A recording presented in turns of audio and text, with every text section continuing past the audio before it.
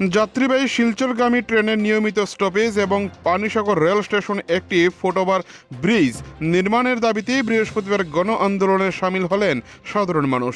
সকাল থেকে rail station চত্বরে ভিড় জমাতে শুরু করেন আন্দোলনকারীরা।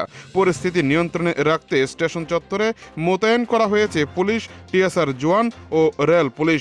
দীর্ঘদিনের এই জনদাবি দ্রুত পূরণের আহ্বান জানিয়েছেন আন্দোলনকারীরা।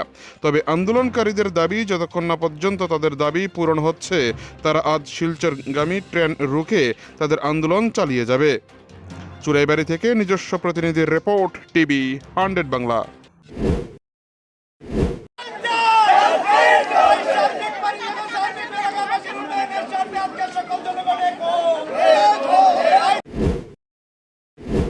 করোনা পিরিয়ডের আগের থেকে পানিসাগর, শিলচর, আগরতলা দুটো ট্রেনের স্টপেজ পানিসাগর ছিল, কিন্তু করোনা পিরিয়ড থেকে এটা বন্ধ করা হয়েছে।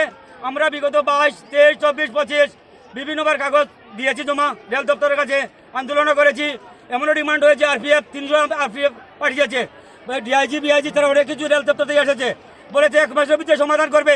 কিন্তু আমরা 1 বছর অতিক্রান্ত পরেও 2025 পরে থেকেও অতিক্রান্ত করে কোনো কাজ হয়নি। কিন্তু এখন আমরা বৃহত্তরভাবে আন্দোলনে নামছি।